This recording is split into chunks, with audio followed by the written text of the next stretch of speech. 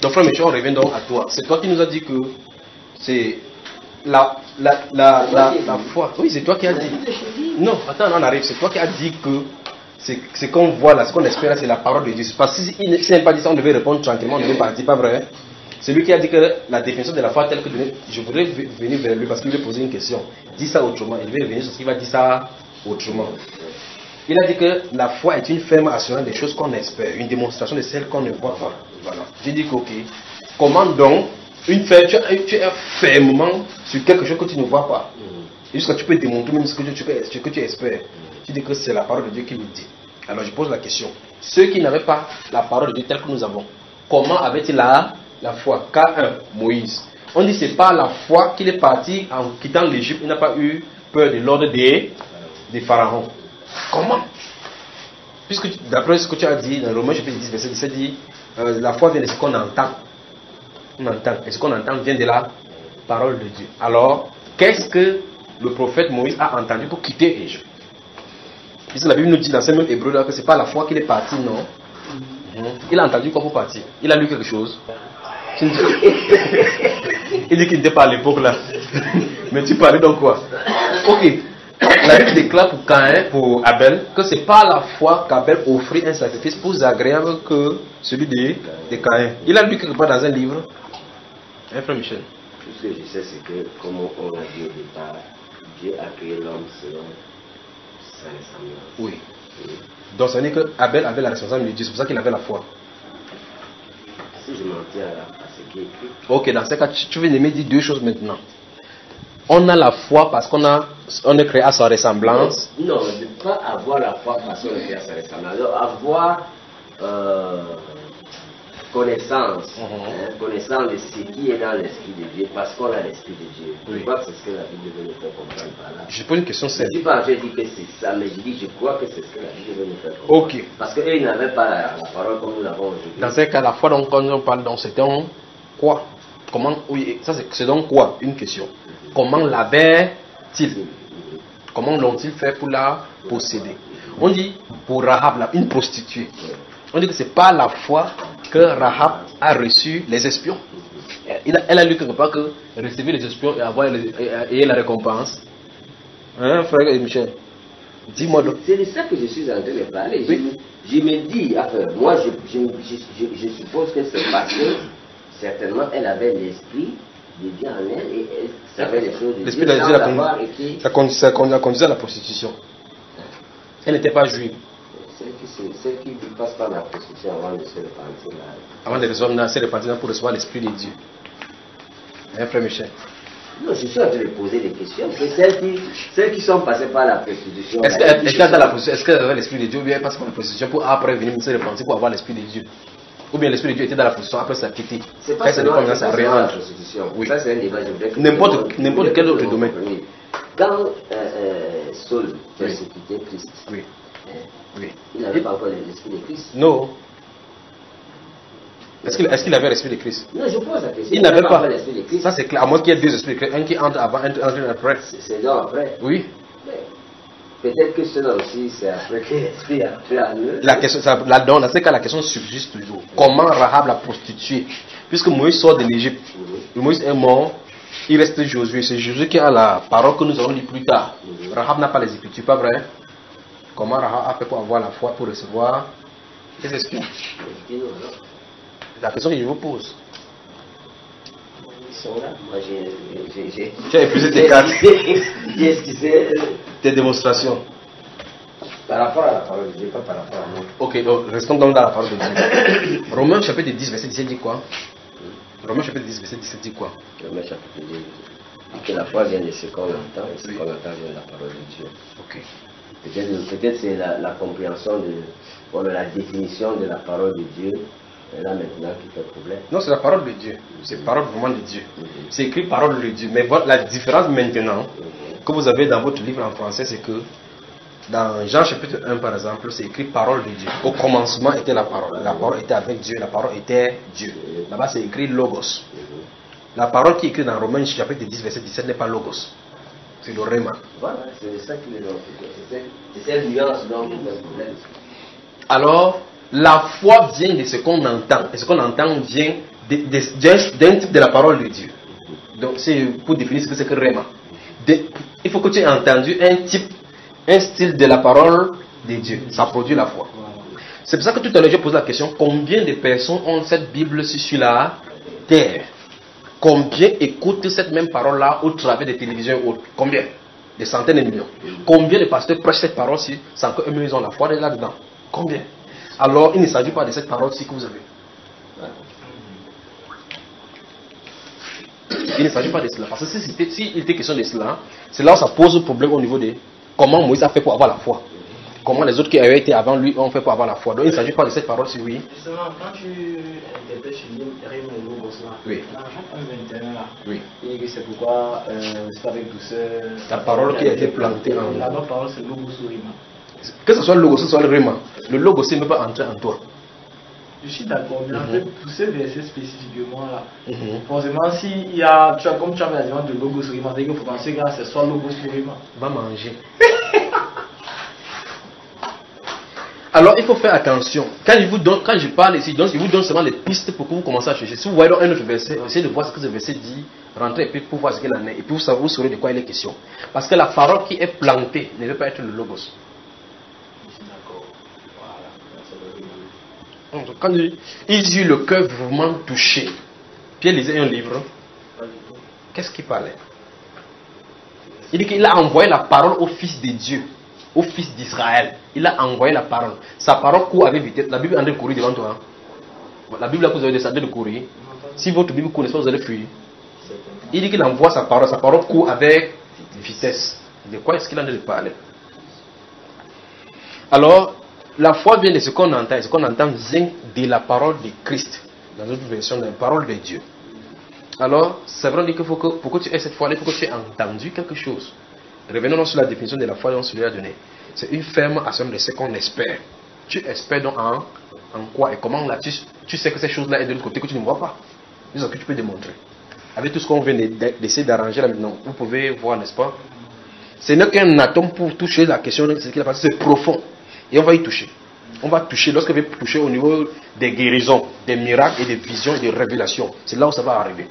Parce que comment donc aller vers quelqu'un que tu sais que tu as reçu quelque chose pour la personne? La personne est debout devant toi, tu dis que lève-toi, je vais te parler. Voilà, tu as vu? Que je n'ai ni or ni argent pour toi, mais ce que j'ai te donne au nom de Jésus-Christ. Qu'est-ce qui a de se passer? Quelque chose doit se passer pour qu'il sache cela. Regardez dans ces Actes chapitre 14 verset 8 où l'apôtre Paul prêchant a vu ces paralytiques. La Bible déclare, Paul, fixant les regards sur le paralytique, vit, facile un verset scandalisant, vit qu'il avait la foi, vit, fixant les regards sur lui, vit qu'il avait la foi pour être guéri. Mais c'est quand même terrible, pas vrai? Il n'a pas dit, tu as la foi. Il n'a pas posé la question que tu as la foi pour être guéri. Si tu as la foi, tout est possible à celui qui croit. Non, c'est Paul qui a vu que celui-là avait la foi. Il a dit, lève-toi sur tes deux pieds. Ah frère, vous parlez de Réma. Lève-toi sur tes deux pieds. Est-ce que vous voyez? Regardez Pierre chez Dorcas. On fait sortir tout le monde. Il se couche avec le cadavre là-bas. Il se met à genoux. Après il se lève. Il dit, Tabitha, lève-toi. Qu'est-ce qui se passe, frère? Il est allé où? Donc, c'est pour dire que le logos c'est la parole, le Réma c'est la parole dans la parole. Prêtez attention. Attends, tu es en train de dormir. Tu lisais quoi? Et tes yeux n'étaient pas ici. Prêtez attention. La prière, la vraie prière, c'est sortir du sentier de Dieu avec un résultat pour la manifester sur la terre. La vraie prière. La vraie prière. La vraie prière, c'est sortir du sentier de Dieu avec un résultat pour le manifester sur la terre. La vraie prière. Qu'est-ce que nous avons comme prière maintenant? C'est envoyer des nouvelles, envoyer des enveloppes, envoyer des enveloppes. Vous savez, vous écrivez à quelqu'un chaque jour, vous allez mettre dans la poste. La poste initialement avait un petit trou. Quand vous mettez votre thème, vous allez dans la pape, ça tombe de l'autre côté. Vous n'êtes pas sûr si oui ou non la personne a reçu le message. Alors, j'étais en train de dire quelque chose avant que ça m'arrive d'entrer là-bas. Regardez bien Pierre, entrant dans cette chambre de Actes chapitre 9. On appelle, on dit que Dorcas est malade. Quoi, que Dorcas est morte. On l'a lavé, on l'a mis là-bas. Il est venu entrer. Normalement, dans les normes de la normalité. Quand quelqu'un meurt, on le prépare pour être enterré. Pourquoi? Qu'est-ce qui ne va pas que cette personne se dit qu'on la met ici en tant que cadavre? On peut appeler Pierre. C'est un morguier, Pierre. Pierre, c'est un morguier. Quelque chose, c'est ces choses que je vais expliquer au milieu chrétien. Quelque chose s'est passé pour que quelque chose les envoie. Quelque chose s'est passé. Quelque chose.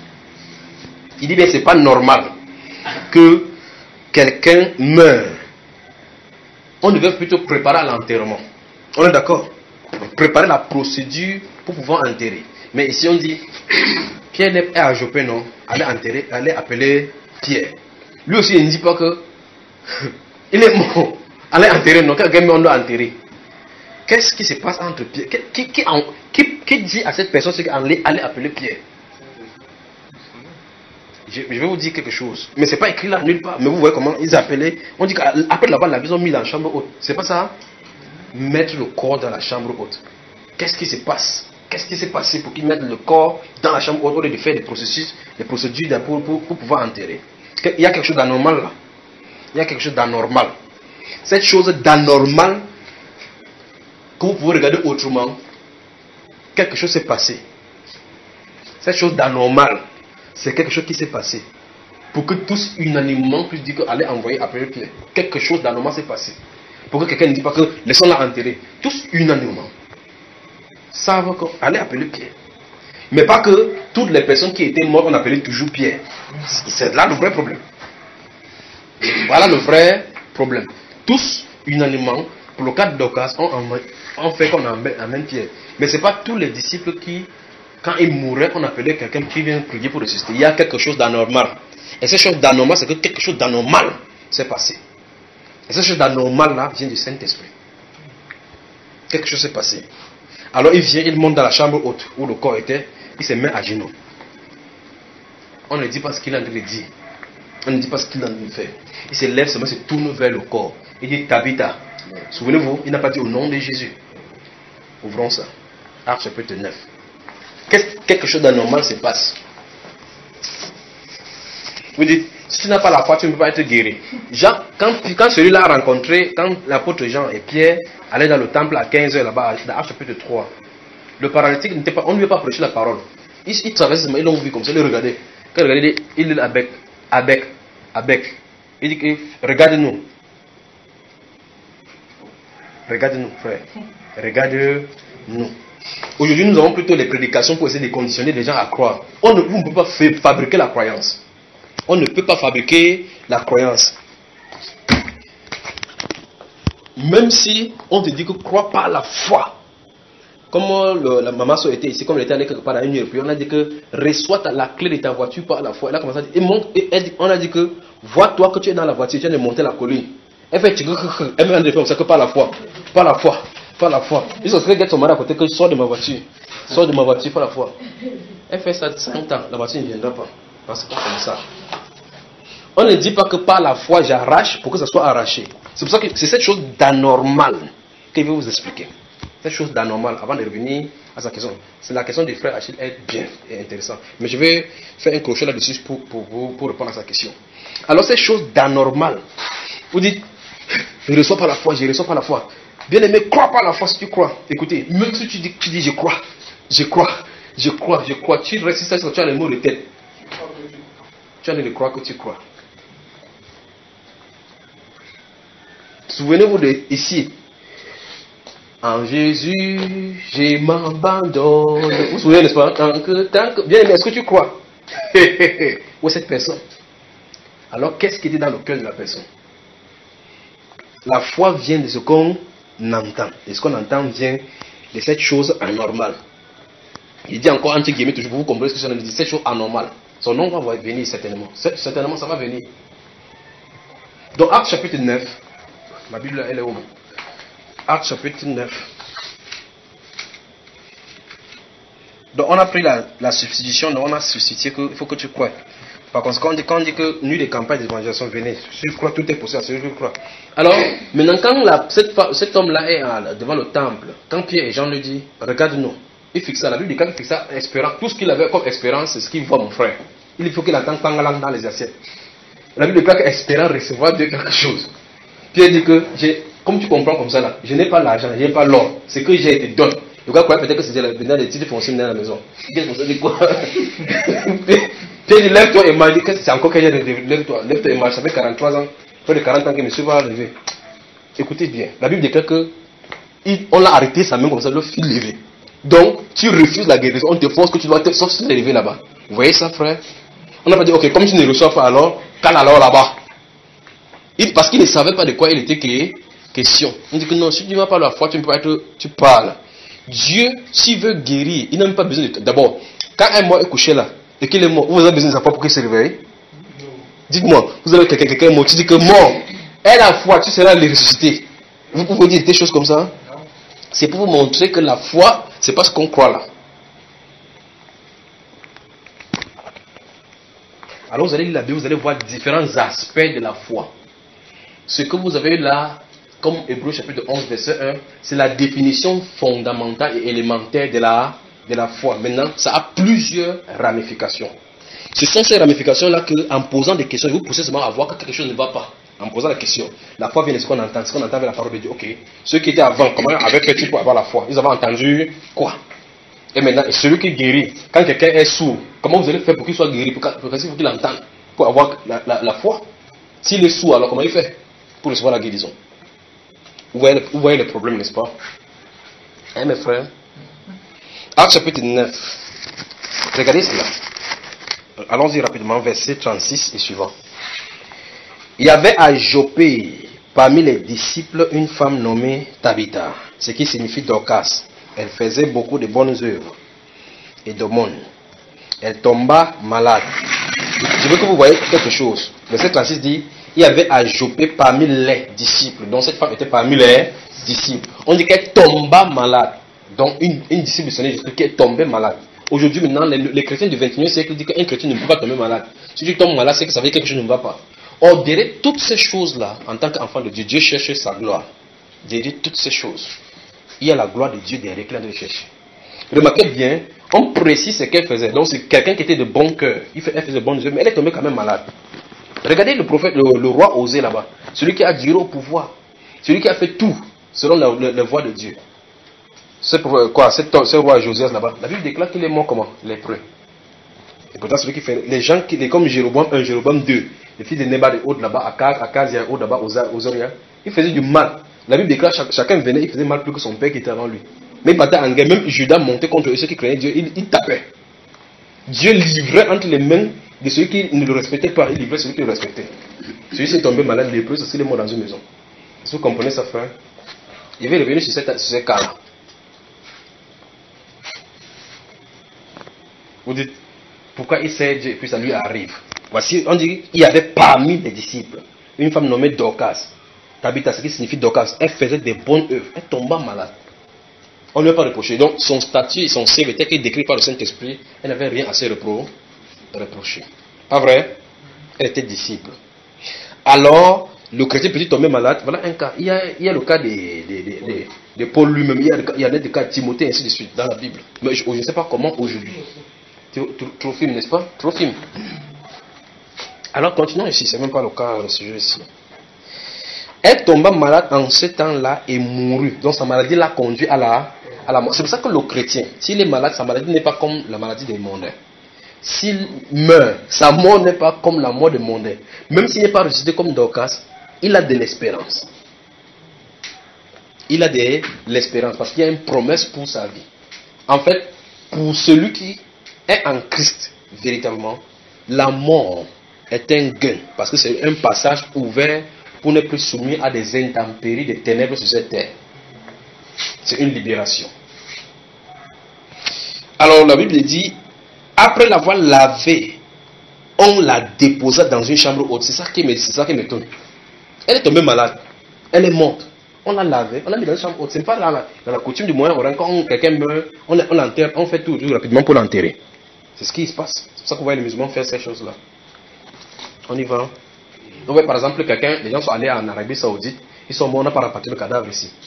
On t'informe seulement que ton mari était parmi les morts. On l'a enterré. Donc, quand il part comme ça, il ne rentre plus jamais. Il va comme ça, il tombe là-bas, il meurt. Les 2 jours qui suivent, là, on l'enterre. On t'informe que ton père était parmi les morts. Ok, on avance ici. Comme Lyd est près de Jopé, les disciples, vous avez vu au pluriel, les disciples ayant appris que Pierre s'y trouvait, envoyèrent 2 hommes vers lui pour le prier de venir chez eux sans tarder. Pas que Dorcas est en train d'agoniser, pas que Dorcas est malade extrêmement, que son cas de maladie, ils ont prié sur ils ont jeûné. La maladie a conduit véritablement vers la mort. Certainement, ils ont lavé et ils ont déposé le corps. Il dit, ça envoie 2 hommes aller chercher Pierre. Pierre à Lyd. Et on dit, comme Lyd n'est pas loin de Jopé, on l'a envoyé chercher. C'est pas normal, pas vrai frère? Quelque chose s'est passé, s'est produit dans ces disciples-là. La Bible déclare, Pierre se leva et partit avec ses hommes. Vous avez vu ça? Pierre se leva et partit avec ses hommes. Lorsqu'il fut arrivé, on le conduisit dans la chambre haute. Toutes les veuves l'entouraient en pleurant et lui montraient les tuniques et les vêtements que faisait Dorcas pendant qu'elle était avec elle. Vous y êtes? Verset 40. Pierre fit sortir tout le monde, s'est mis à genoux et pria. Puis se tourna vers le corps et dit, Tabitha, lève-toi. Elle ouvrit les yeux et ayant vu Pierre, elle s'assit. Il lui donna la main et la fit lever. Il appela ensuite les saints et les veuves et la leur présenta vivante. Écoutez bien, écoutez verset 42. Tout à l'heure, je vous ai dit que quand n'importe quelle de ces choses-là arrive aux croyants, Dieu a un but derrière. Regardez verset 42. C'est merveilleux tout simplement. Cela fut connu de tout Jopé et beaucoup crurent au Seigneur. Voilà pourquoi il a fallu que Dieu fasse passer Tabitha par la maladie, puis par la mort, pour que les gens soient témoins de cela, de la résurrection. C'est pourquoi. Dieu ne fait pas les miracles fantaisies, tout simplement pour faire les miracles. C'est pas comme ça. Donc quand Dieu permet à un enfant de Dieu que quelque chose arrive, rien n'arrive sans sa volonté. Et si ça arrive, il a un but qu'il a de chercher derrière. À cause de la mort de Tabitha, il a utilisé le miracle de la mort de Tabitha pour amener beaucoup de personnes à lui. Or, le problème c'est qu'il ne peut pas te dire que non, je vais faire, tu vas mourir. C'est que donc, ton cœur va battre, tu vas mourir avant qu'il n'illumine dessus. Donc mieux, il te fait entrer dans le processus sans te dire quoi que ce soit. Tu crois que c'est un mot de tête simple. Vous vous souvenez dans le livre des 2 rois, lorsque cette femme-là, l'enfant que la tsunami avait obtenu, il a crié, aïe, ma tête, c'est terminé, après il est mort. Pas vrai? Ma tête. Le père dit que l'enfant dérange, pardon, donne-le à sa mère. On l'a mis à sa mère, son papa il est mort. La femme dit qu'il n'avait pas demandé l'enfant. Voilà encore une autre chose qui est anormale. Quelque chose s'est passé en elle. Elle a dit, seul moi là, je vais voir l'homme de Dieu. Il a comme ça, elle arrive comme ça, l'homme de Dieu se tient comme ça, il sonde l'esprit n'importe quoi, le Saint-Esprit ne lui dit pas ce qu'il arrive. Il regarde comme ça, il sait que l'arrivée, s'il n'est pas l'arrivée, il est bienvenu. La façon que le cheval marche, que les ânes marchent là, la façon que la femme a fait la tête, quelque chose ne va pas, mais le Seigneur ne m'a pas dit quoi. La femme tombe là, homme de Dieu, il ne t'avait pas dit que tu ne me trompes pas. Quand tu étais passé là-bas manger tranquillement, il t'avait demandé l'enfant. C'est pas ce qu'il m'a donné l'enfant. Il dit que l'enfant c'est quoi? L'enfant a dit, mais elle est mort. Il dit, Gazi, prends mon bâton, va. Et si tu vois n'importe quoi qui est en route, ne le salue pas, va, impose sur le bâton. Gazi a couru, allez, quelqu'un dit bonjour, quoi, c'est ça. Bonjour, et pas là à la maison. Il dit, on est dit, il me pose la question. Tu fais quoi ici? Ça n'est pas allé, Gazi a encore sorti, il dit qu'il s'est réveillé, il dit qu'il tapé même, il ne s'est pas levé. Vous parlez d'incrédulité. Alors il s'est levé, il a pris la chambre haute, venez, guettez comme ça que ma part est venue ici, il a marché. Écoutez bien, c'est la chambre haute là. Il allait partout, marcher, rentrer. Il s'est couché comme ça, bouche. L'enfant a toussé. Quelque chose s'est passé. Quelque chose s'est passé. On ne se présente pas juste comme ça pour aller faire des miracles. Parce que tu ne peux pas fabriquer, enfin tu peux fabriquer, les gens peuvent fabriquer. Mais quand c'est au nom du Seigneur Jésus, quelque chose doit avoir été fait dès le départ. C'est pour cela que j'ai dit, la vraie prière, ce style-ci, c'est entrer d'abord dans le sanctuaire de Dieu. Prendre quelque chose et venir. Mais comment Paul peut-il se tenir là-bas dans ce chapitre 14? Il dit, la Bible déclare que, voyant qu'il avait la foi pour être guéri. Je veux que vous m'expliquiez aussi ça. Comment il a vu que quelqu'un avait la foi? Un lycaonien. Il est assis comme ça. Il n'a pas le livre de Moïse. Paul voit qu'il a la foi. C'est quoi? Voyant qu'il avait la foi. Qu'est-ce que la Bible va appeler par voyant qu'il avait la foi pour être guéri? C'est quoi la Bible tente de lui dire? Tu peux parler? Il a vu que c'était le moment. Comment il a vu que c'était le moment? Comment on voit le moment? C'est ces choses-là qui veut vous sachiez que quelque chose se passe. C'est un peu comme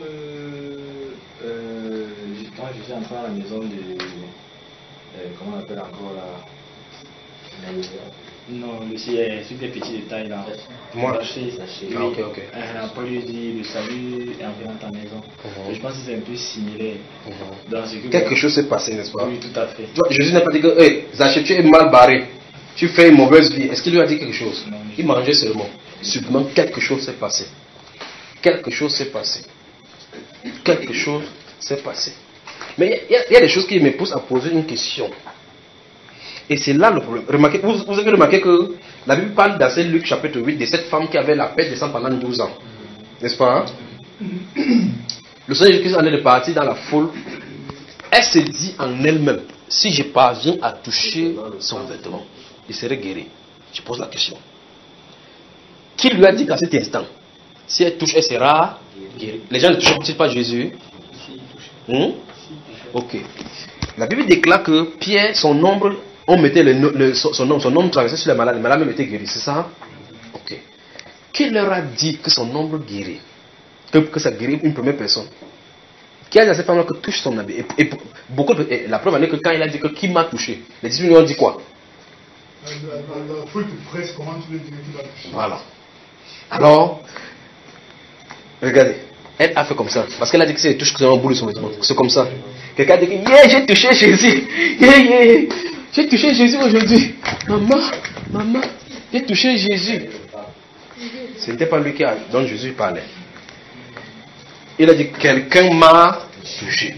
C'est quoi? Il dit qu'il y a les paroles dans la Bible. Donc vous pouvez être dans la même zone. L'ombre passe, ça touche quelqu'un sans vous toucher, sans que vous ne touchez. Il y a une question que vous pouvez susciter avec. Oui. Parce qu'on va dire que Jésus se tournant, regardant. Il cherchait dans la foule. Quel regard maintenant? Quel regard Jésus que ça avait là-bas? Voilà. Il cherchait la personne qui l'a touché, n'est-ce pas? Il cherchait la personne d'où c'est sorti. Si vous voulez, quand il touche comme ça, une grande force sort. C'est ça, n'est-ce pas? C'est terrible ça. Donc il y a une touchée qui emprunte quelque chose de Dieu. Une touchée. Quand tu touches, quelque chose sort de Dieu. Ça me permet à poser une question. Cette question, je n'ai jamais pensé à cela. Je m'ai posé ça à Madame Tani. Alors, comme là-bas, lorsque j'ai parti avec ma Bible pour déposer et que le Saint-Esprit est venu, il a dit que c'est maintenant. Je me souviens, c'est toi qui étais à côté de cette femme, la femme qui avait la progression de poumon. N'est-ce pas? Je vais savoir. Quand quelque chose est sorti de ma direction, ça allait là-bas, ça l'a renversé. Tu as senti quelque chose sur toi? Hein? Voilà. C'est ça que je vais vous expliquer. Parce qu'elle n'est pas concernée. C'est pour cela que tu peux t'asseoir à côté de quelqu'un. On dit que l'Esprit de Dieu est sur lui. Tu le lances, tu entends, la personne fait PAM. Mais tu le lances, c'est sur lui comment? Mais c'est sur lui. Tu entends, tu vois la personne vibre du début jusqu'à la fin. Mais toi tu es à côté, ça ne te touche pas. Parce que c'est pour lui. C'est pour lui. Oh, cette chose, quand j'ai déposé ma Bible, comme ça, comme cela. Il a dit non, c'est maintenant. Je suis tourné là, comme ça que. N'est-ce pas, je ne suis même pas venu vers vous. Et quoi que c'est la chute de la femme là qui l'a aussi renversée. Elle a dit c'est toi, mais on va dire que maman a dit ça les démons. Alors que c'est pas ça. Elle a fait l'effort pour ne pas tomber. Ça a fait comme ça là. Allez là-bas, frapper sur elle. Alors, comment on peut fabriquer ça? Ok, si tu voulais fabriquer, tu vas mettre un ventilateur qu'on ne voit pas là-bas et que ça passe ce genre de bruit là. En fait, quand ça a fait comme ça, j'ai dit par la suite qu'il est au milieu de nous. Chaque femme a bougé, elle dit que oui, c'est vrai qu'il est au milieu de nous. Ça me dépasse. Regardez dans Jean chapitre 5, la Bible déclare qu'à côté de la piscine là, à côté de cette piscine, il y avait une grande quantité de malades, en multitude, un grand nombre de malades. Il passait au milieu. Il passait au milieu. Pendant qu'il passe, quelqu'un devait dire, recule-toi, est-ce que tu me caches, je suis prêt à entrer dans l'eau. La personne qui est l'auteur de la guérison est passée à côté, on le pousse lui-même, il passe au milieu. Il passe, il cherche quelqu'un. Il cherche quelqu'un, il vient. Il touche celui-là. Oh, le tout là-bas, il va passer. Veux-tu être guéri? Quand il veut descendre dans l'eau là-bas, quelqu'un a sauté dans l'eau. Veux-tu être guéri? Comment on peut poser la question à quelqu'un qui est malade alité depuis 38 ans, qui veut être guéri? Ce qui veut vous faire comprendre, c'est qu'il est passé au milieu de la foule. Le même habit que les femmes là avaient touché. Et que la force est sortie pour la guérir. Cette même habit, il frôlait ça sur les gens. Son même ombre passait sur les gens. Pas vrai? Pour aller détecter ces malades. Il a fini, il a encore passé là-bas. Ce même habit s'est passé à frôler les malades. Cette même ombre a traversé sur les malades. Les malades n'ont pas été guéris. La guérison, les miracles dépendent totalement et entièrement de la volonté de Dieu.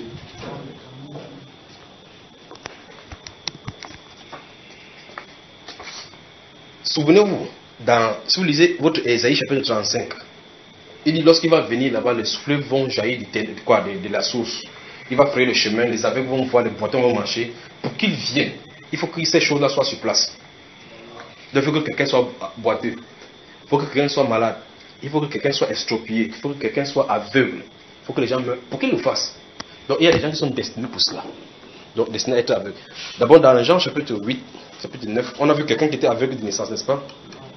Et si vous lui ont demandé qu'est-ce qu'il faut, celui-ci a fait quoi? Il a dit que ce n'est ni parce que ses parents ont péché, ni parce que lui il a péché, mais c'est afin que l'œuvre de Dieu s'accomplisse en lui. Donc Dieu a décidé qu'il fasse comme ça. Pour qu'il guérisse, pourquoi on dit que ton nom est glorieux? Si quelqu'un se fâche, il déchire le ciel. C'est ça, n'est-ce pas? La volonté de Dieu.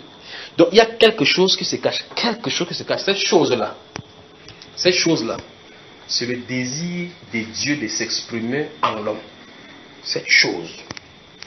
Le désir de Dieu de s'exprimer en l'homme. Cette chose. Le désir de Dieu de s'exprimer en l'homme. Quand il s'exprimer, comment il a fait pour s'exprimer pour que les gens croient dans le cas de Actes chapitre 9? Il commence par au niveau de la maladie de Dorcas. Vous pensez que les disciples n'ont pas prié pour Dorcas pour qu'elle soit guérie? Quand tu pries, Dieu augmente. Tu pries pour chasser la maladie que Dieu a permis que ça vienne au nom de Jésus. Oh, ici, si on priait pour quelle est ta volonté derrière, je vais dire laisser ma servante tranquille, elle est entre mes mains. Pas vrai? Nous chassons la maladie ici au nom de Jésus. Ce n'est pas ta volonté. La Bible dit que tu as porté toute la maladie à la croix. Ok, si c'est aujourd'hui qu'on connaît qu'il a porté toute la maladie, il a porté la laissé pour Dorcas. C'est ça, non? Il dit qu'il avait porté toutes les maladies qu'il avait oubliées pour Dorcas. C'est ça, frère. Souvenez-vous, il a accompli toutes ces choses-là. Mais chacune de ces choses-là doit s'accomplir en son temps pour chacun de nous, selon sa volonté. Donc, cette chose-là, c'est le désir de Dieu de s'exprimer dans l'homme, dans l'être humain. Pour le cas de Dorcas, il a voulu s'exprimer dans la vie de ces personnes-là qui ont cru en lui, en commençant par la maladie. Comment il va faire pour que ceux-ci croient? Leur croyance va passer par la résurrection de quelqu'un. Il ne demande pas que vous voulez que qui meure. Qui a décidé pour la maladie? C'est lui, pas vrai? Alors le but qu'il a de chercher derrière cette maladie, c'est la résurrection. Pour que il faut que la maladie pas crescendo. Pour que les gens entendent qu'elle était malade. Elle est morte. Les gens soient témoins, on a lavé, on a déposé. Parce que c'est ce style de choses qui peut faire croire ceci. Vous avez compris ça, frère? C'est ce style-ci qui peut faire croire cela. C'est comme ça. Observez dans ces Actes chapitre 14. Quand il s'est tourné là, voyant qu'il avait la foi pour être guéri. L'angle lycaonien, dans une ville où personne ne connaît. Lève-toi sur les deux pieds. Des dieux descendus sur le pont. Mais wonderful. On n'a jamais vu de telle chose. Pourquoi? Ils connaissent bien celui qui était là depuis. Non. Ne faites pas ça. Que tu le veux ou pas, tu es Jupiter.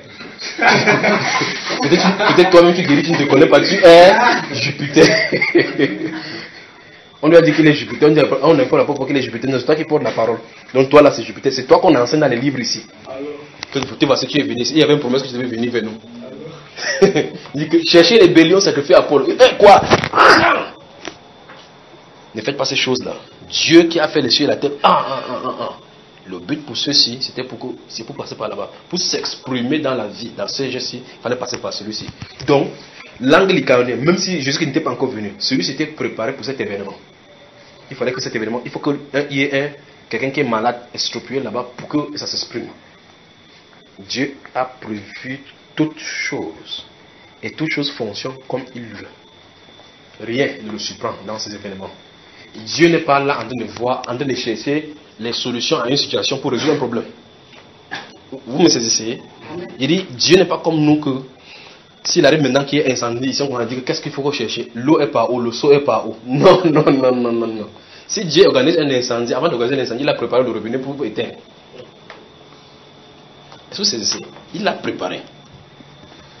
Il faut qu'on fasse attention. C'est nous ne comprenons pas ces principes de Dieu, on commence à se lamenter sur la terre. Regardez ces disciples-ci de Actes chapitre 9 ont décidé d'amener, à les appeler Pierre. Je vous dis, c'est anormal. Mais il y a quelque chose qui s'est passé. Le désir de Dieu de s'exprimer dans les airs, le désir de Dieu, quand il veut s'exprimer dans les êtres, il dispose des choses A, B. C'est lorsque ça s'accomplit que nous, autour du côté, nous comprenons que c'était le plan de Dieu, que telle chose arrive, telle chose arrive, telle chose arrive. Mais le problème, c'est qu'il n'a pas intérêt en tant que Dieu à nous dire. Mais tôt ou tard, nous comprenons toujours que c'était lui qui était derrière. C'est en ce sens-là qu'à chaque fois, nous lui rendons grâce par le nom de Jésus-Christ. Qu'il est infiniment grave. C'est pour ça que l'apôtre Paul s'exprime en voyant toutes ces choses-là, dit que qui lui a donné conseil d'abord pour recevoir. C'est ça. La foi. Dit, la foi est une chose. Je vous pose, tout à l'heure, c'était un verset, c'est dans Actes chapitre 4, Hébreux chapitre 4. Il dit, nous qui croyons, nous entrons dans ce repos. C'est ça que l'apôtre Paul dit, n'est-ce pas? Il dit que cette bonne nouvelle qui nous a été annoncée, ça a été aussi annoncé à eux, pas vrai? Alors, on dit que la bonne nouvelle que nous avons reçue maintenant, qui nous fait croire, on a annoncé ça dans le passé. Vous voyez ça, frère? Effectivement, on a annoncé la bonne nouvelle dans le passé. Puisque Jésus qui dit que tous les prophètes rendent de lui le témoignage. C'est écrit, donc c'est dit de lui dont on parlait. Donc quand tu prends dans nous, que je mets ma tête, ma main sur cet agneau-ci, la santé couple comme ça, là, tu as de l'annoncer. C'est la bonne nouvelle. Que quelqu'un d'autre prend ta place. Tu as de l'annoncer. La même chose. On n'a pas besoin de dire que crois au Seigneur Jésus-Christ, que c'est le Seigneur qui te sauve. C'est que tu as de faire témoin de l'acte qui est en train d'arriver. Donc la bonne nouvelle leur a été annoncée. Mais on dit que ça ne trouve pas de foi chez eux. Comment ça n'a pas trouvé de foi chez eux? Ouais, maintenant on commence à expliquer ce qu'il amène, n'est-ce pas? Donc la foi est une chose qu'on espère, une démonstration de ce qu'on ne voit pas. Pour l'avoir possédé, beaucoup ont été dérivés de la guerre de Lion. Beaucoup ont été ceci, beaucoup ont été sciés. Ok, maintenant on dit, c'est pas la foi que nous croyons que le monde que nous voyons, le monde visible a été fait par la parole de Dieu. C'est ce qui est écrit. Ok, dites-moi. Il dit, c'est pas la foi que nous croyons. Vous pensez que c'est unanime que tout le monde croit que c'est la parole de Dieu qui a créé? Qu'est-ce que la science dit? Qu'il y a eu un Big Bang. Comment nous parvenons à croire que c'est Dieu qui a dit que la terre soit et la terre fut, et ils ne peuvent pas croire? Je veux que vous me dites ça. Parce que quand il dit, c'est pas la foi que nous croyons que les choses qui existent ont été faites à partir de l'invisible, n'est-ce pas? Quand il dit nous, il ne veut pas dire tout le monde entier, parce que tout le monde entier n'est pas d'accord avec cela. Alors je pose la question, comment se fait-il que quelqu'un passe toute sa vie à vouloir démontrer que ça ne peut pas être vrai, que quelque chose s'est passé pour que quelque chose se passe? Et il finit parce que son fils veut continuer, Charles Darwin. Il finit, son fils veut continuer là-bas. Il voit des incohérences dans sa démonstration. Les deux groupes scientifiques disent ça ne peut pas être ceci, mais il continue toujours dans cela. Qu'est-ce qui ne va pas avec lui? Ou bien Dieu avait, comme frère Michel dit tout à l'heure, quand Dieu a créé, il a arrêté son esprit dans celui-là. Pour qu'il ne croit pas. Et frère Michel. Donc il y a un temps où Dieu avait donné son esprit à l'intérieur de l'homme. Un temps il l'a retiré. Est-ce qu'il s'agit du Saint-Esprit là? Donc faisons attention. Quelque chose doit se passer pour que ces genre de choses dans la Bible se passent. Tu es réuni là-bas, on a dit les disciples, il y avait parmi les disciples un servante qu'on appelait Dorcas, non? Les disciples n'ont pas prié. Elle est tombée malade. Tu crois qu'elle est tombée malade, on a comme ça là. Quand l'apôtre Paul lui l'a vu laisser Trophée amuler malade, tu penses qu'il a Trophée malade, vous allez dire que ouais, Trophée, il y a. Après il est parti. Vous pensez que c'est ce que l'apôtre peut faire ça? Celui qui avait compassion des corps. Il a dû sonder l'esprit pour savoir quelle est la volonté derrière la maladie. Vous suivez ça, frère? Quelque chose doit se passer. Dans le style des fois dont parle la Bible, où vous voyez les œuvres là. On ne se lève pas tous au même matin. Ça ne sert à rien de prêcher que l'apôtre Paul a dit que c'est chrétien. Je te donne le nom de Dieu, lève-toi et marche. Maintenant je te donne, lève-toi et marche. Tu parles, c'est l'imitation, c'est l'excitation et l'exaltation de la religion. Ça ne marchera pas comme ça. Si Dieu fait ça, ça va produire quelque chose qu'il en a recherché. Parce qu'il a un désir de s'exprimer, de se faire voir au travers des êtres. Il prend un être, vil, transforme pour transformer un autre. D'accord, mes frères? Donc, la foi, exercer la foi. Je crois qu'en expliquant toutes ces choses, vous allez comprendre de quoi il est question. Pour exercer la foi, il faut connaître la foi que tu as. Il faut être sûr que tu la possèdes. Par la foi, les gueules de lion ont été fermées, pas vrai? Comment quelqu'un qu'on dit qu'on va le mettre dans la gueule au lion reste serein? Je veux que vous me dites ça. Comment quelqu'un qu'on va mettre dans le feu dit que oh ne me connaît ça? Vis éternellement, aussi peut vivre éternellement. Si tu ne me, même si Dieu ne nous délivre qu'un être humain, quand on t'a chicoté un chicote, C'est que tu vas dire qu'on se prosterne, on laisse même la terre encore. Après, on va se lever, Dieu va nous pardonner. Ils ne peuvent pas. À cet instant, Dieu veut montrer quelque chose. Il veut s'exprimer. Il veut que son nom soit élevé dans le règne de Nebuchadnezzar. Quelque chose se produit dans ces êtres-ci pour qu'ils puissent résister ainsi. D'accord? Alors, Étienne est transmis, est amené devant le Sanhédrin. On parle. Il dit, homme au courroie. Le cœur des prophètes ne veut pas tuer. Vous avez fait ceci, vous avez fait ceci, vous avez sacrifié. M'avez-vous offert des sacrifices pendant... Qu'est-ce que Étienne fait? Vous pensez que c'est Étienne qui en train de faire? Et qu'on lance un premier caillou, bam! Ses yeux s'ouvrent, sa tête s'ouvre comme ça, le cerveau sort. Il se tourne là-bas et dit, Seigneur, ne leur impute point ses péchés. C'est un être humain, frère, qui en train de parler. Quelque chose s'est passé. Quelque chose s'est passé. Quelque chose. Ces choses-là, si ce n'est pas en toi, on te donne le premier jour, tu vas croire peut-être que ta tête est en train de regarder par derrière. La prochaine fois qu'il va faire, tu vas déposer la Bible, tu vas former le coup de poing. Que ce n'est pas parce que j'en ai fait comme ça, même Jésus qui est entré dans le temple, il a directement les versets bibliques correspondant à l'acte que tu vas accomplir tout à l'heure là. Sort. Tu dis que, n'est-ce pas, Jésus est entré dans le temple, il a chicoté déjà avec la fronde. C'est dans le Nouveau Testament, non?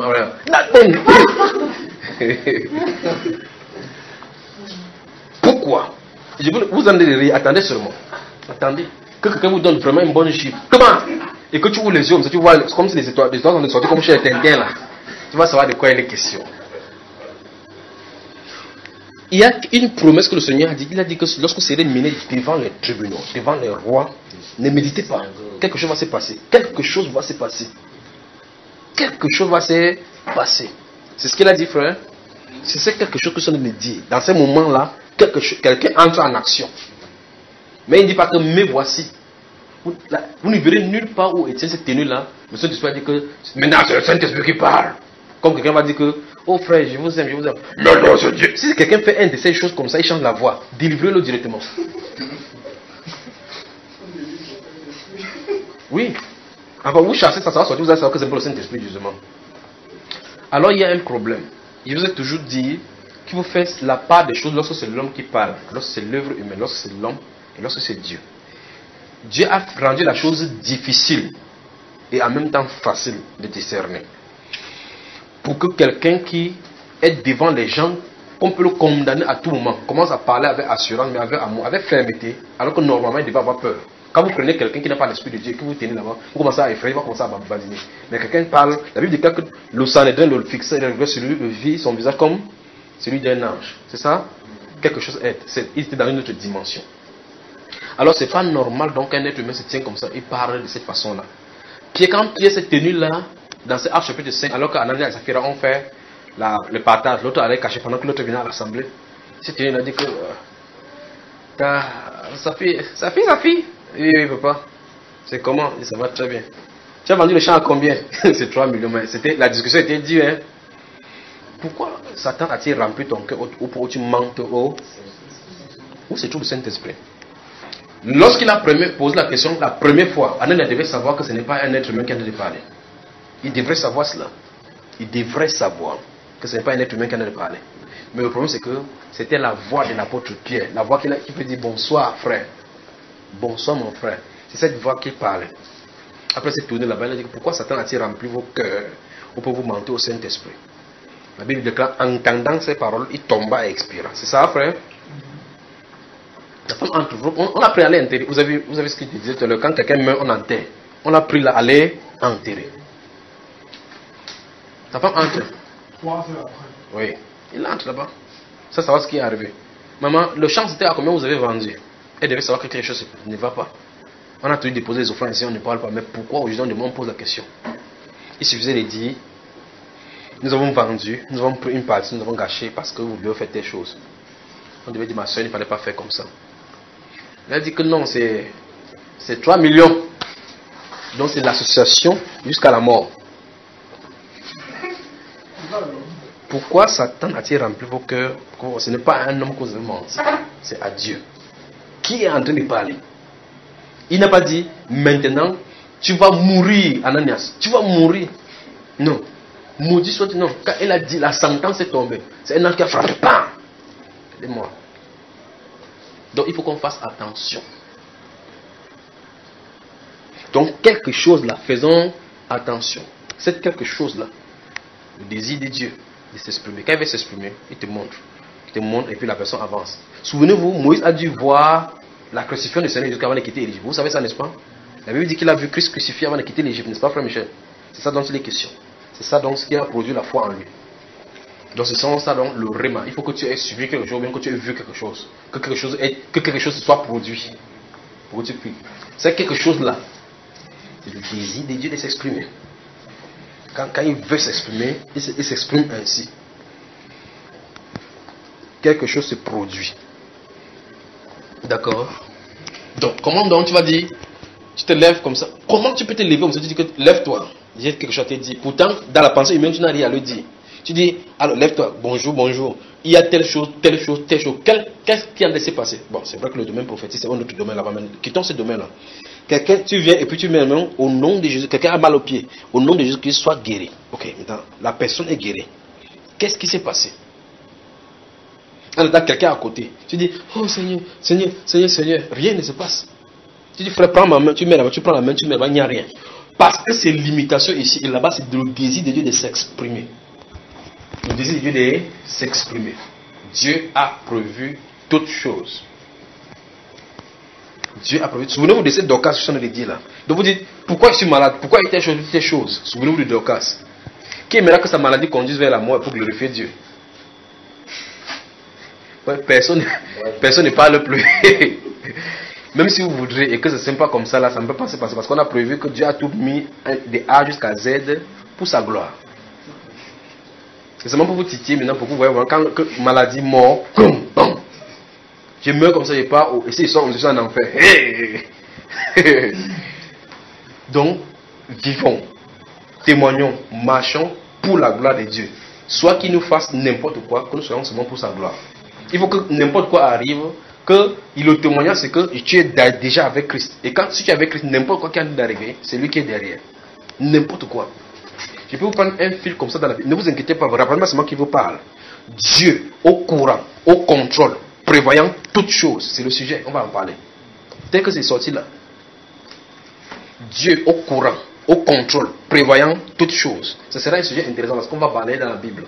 Quand on va lire cela dans la Bible, vous n'allez plus dire à quelqu'un que frère, je souffre. Frère, ça ne va pas. Vous allez seulement voir. Il dit bien Dieu au courant, prévoyant et en disposant quoi? Toutes choses. Rappelez-moi seulement le jour que vous voulez qu'on met la main sur l'accélérateur, on prend un premier verset, on se balade. Alors vous allez voir ces choses-là désormais, vous allez voir la Bible autrement, vous allez voir Dieu autrement. Quand vous allez regarder les choses, vous passez, vous voyez les gens dans la rue qui souffrent, vous voyez un homme comme ça qui souffre, il a attaché un petit truc, il a marché dans la poubelle. Tu te poses la question, oh Dieu, je suis un être humain, il a tout comme moi, qu'est-ce qui ne va pas? Son esprit n'est pas là ou son âme n'est pas là. Qu'est-ce qui est arrivé? Oui, il a pris la bague. Ça y est, tu peux avoir la miséricorde. Même si tu as n'importe quoi, tu ne peux pas aimer cette personne plus que Dieu. Donc Dieu sait quelque chose qui est en train de se passer. Vous voyez? Tu vas voir les gens qui souffrent, tu vas voir quelqu'un qui il est tellement le pied comme ça avec la maladie, la mouche partout, il ne peut pas chasser. Tu vois dehors, ton cœur fait du mal. Mais c'est là pour nous interroger. Ces choses sont là pour nous interroger. Vous voyez tellement quelqu'un, il y a d'autres personnes qui font n'importe quoi, ils ont de l'argent. Mais toi, pour que tu aies 25, pour que tu aies 25 francs, oh. Tu restes comme ça un jour quand tu disais que je suis venu vraiment accompagner les gens sur la terre ici. Tu te tournes, tu vois un enfant passe comme ça là, avec une voiture. Tu dis que moi, depuis que mon arrière-grand-père et arrière-grand-père, on n'a jamais vu une bicyclette. Celui-ci a fait comment pour avoir la voiture de 33 millions. Et pourtant il n'a pas volé. Qu'est-ce qui ne va pas? Dieu prévoyant toutes choses, connaissant toutes choses, on va parler de cela. Et pourtant tu fais comme ça là, tu es avec Dieu. Lui quand tu dis que Jésus-Christ t'aime, que tu as faim, Dieu derrière. Donc faisons attention quand Dieu veut s'exprimer. Donc manifester la foi. Comment manifester la foi? C'est quoi recevoir par la foi? Je crois que vous avez des éléments. Je crois que vous avez des éléments. Pour l'avoir possédé, beaucoup ont reçu le témoignage. Pour l'avoir possédé. Maintenant, que dites-vous de ces versets, de ces passages de la Bible? Éphésiens chapitre 2, verset 6 et suivant. C'est par la foi que nous sommes sauvés. Par le moyen, par la grâce que nous sommes sauvés. Par le moyen de la foi. Et cela ne vient pas de vous. C'est un don de Dieu. Qu'est-ce que vous avez dit? Qu'est-ce que vous dites? On est sauvé par comment? Ça vient de qui? Dieu. Ok, maintenant, comment tu peux dire à quelqu'un que tu fais croire au Seigneur Jésus-Christ? Crois. Comment tu vas dire à quelqu'un croire? Comment il va faire pour croire? Comment il va faire pour croire? C'est pour ça que quand les gens me posent la question que, ok, si les non-chrétiens qui vont à l'assemblée, à l'église, maintenant ils vont prier. J'ai dit c'est le plus grand danger qu'un être humain doit poser là-bas comme acte. Le plus grand danger pour un être humain, c'est quitter le monde, commencer à aller s'asseoir à l'église, commencer à suivre. Parce qu'il va suivre les choses de Dieu, suivre les versets bibliques, commencer à répéter. Quand on dit Amen, on dit Amen. Quand on dit Amen, on dit Amen. Donc désormais, il commence à s'accoutumer à ces choses-là. Il va se croire peut-être qu'il est chrétien. Oh, crois au Seigneur Jésus-Christ et tu seras sauvé, toi et ta famille. Oui. Le verset ne commence pas là-bas. Ça commence depuis le chapitre précédent. Passe en Macédoine et secours-nous. Après cette vision, nous comprenons que Dieu nous appelle à annoncer l'évangile. Donc il y a quelque chose qui s'est passé, qui se prépare. Il faut qu'on répète cette personne. Quelque chose s'est passé. Ah, la Bible dit quoi? Tu seras sauvé, toi et ta famille. Tu parles. Depuis que tu as cru. Ok. Ta famille est sauvée. Hein? Parce que. Puisqu'on dit que crois et tu seras sauvé, toi et ta famille. Ok, depuis que tu as cru, toute ta famille est sauvée. N'est-ce pas eux qui prennent le bâton chaque fois pour te chasser? Alors, si tout le monde croyait et que sa famille était sauvée, Matthieu, que Jésus a dit dans ce Matthieu 10 là, que désormais 2 seront dans 3 contre 2 ne serait pas accompli. C'est aussi simple que possible. Bon sens, il faudrait que les gens comprennent cela. Ça ne s'accomplirait pas. Parce que toute la famille sera sauvée. Il n'y aura pas de distension dans la famille. À cause de cela, il faut qu'il y ait cela, une division. Ne croyez pas qu'il soit venu mettre la paix. Vous dites, Jésus qui dit qu'il n'est pas venu mettre la paix sur la terre, mais l'épée. Mais l'apôtre Pierre dit ici que vous avez rejeté le prince de paix. Mais le prince de paix n'est pas venu mettre la paix. Il est venu faire quoi? Oui. Il n'a pas dit qu'il n'est pas venu donner la paix. Il n'est pas venu mettre la paix sur la terre, mais il est venu donner la paix dans les cœurs. La réconciliation avec Dieu. C'est ça la vraie paix. Il n'est pas venu pour qu'on vive bien sur la terre, qu'on s'assoit, on t'entend bien. Quand on l'a porté dès sa naissance, on dit qu'il est amené, son destination, c'est qu'il va amener la chute et le relèvement. Donc c'est le rocher de scandale, pas vrai? N'est-ce pas ce qui est écrit de lui? Donc il dit, je ne suis pas venu apporter la paix sur la terre. Il n'a pas dit que je ne suis pas venu apporter la terre, mais il a dit sur la terre. Mais peut-être il est le prince de paix. Donc il parle de la paix dans le cœur. Souvenez-vous de ceci. Et la paix de Christ qui surpasse toute connaissance. Vous avez vu ça? Remplis là vos. Vous avez vu ça? Là où ça se trouve, n'est-ce pas? C'est là-bas. C'est là-bas que ça se trouve. Alors ça veut dire que même si le monde boue, même s'il y a des tribulations n'importe comment, il y a quelque chose, une stabilité dans ton cœur. Vous dites, quoi, et tu seras sauvé, toi et toute ta famille. Quand celui-là, à qui cela a été adressé, quand il a cru, la Bible déclare que toute sa famille a été sauvée. C'est pas ça? Il n'a pas intercédé pour sa famille. Il n'a pas intercédé pour sa famille. C'est plus pour ma mère. Sauve-la. Sauve-la. Tu parles. C'est pas comme ça. Souvenez-vous de ceci. Quelque chose doit se passer. Passe en Macédoine. Il n'a pas dit et secours-moi. Vous avez vu ça dans cette vision-là? Passe en Macédoine et secours-nous. Quelque chose s'est passé. Quelque chose s'est passé. Et si quelque chose se passe, Dieu a une destination, quelque chose, un désir de pouvoir s'exprimer. Manifester la foi. Manifester la foi. Voyant qu'il avait la foi pour être guéri. Dit-il au paralytique, lève-toi sur tes 2 pieds. Alors, quand tu dis lève-toi sur tes 2 pieds, pour quelqu'un qui n'a pas marché depuis 40 ans, qu'est-ce qui fabrique le pied là? Si quelque chose ne s'est pas passé. Je vous pose dans la question.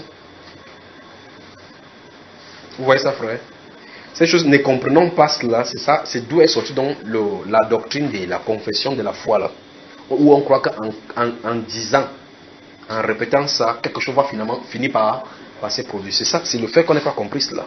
Que ceux-ci n'ont pas prononcé parce qu'ils passaient sur le temps dans les chambres à prononcer. Quelque chose se produisait et ils le faisaient. Et c'est ça qui fait problème aujourd'hui parce que je comprends que c'est une parole qui n'est pas destinée à tout le monde.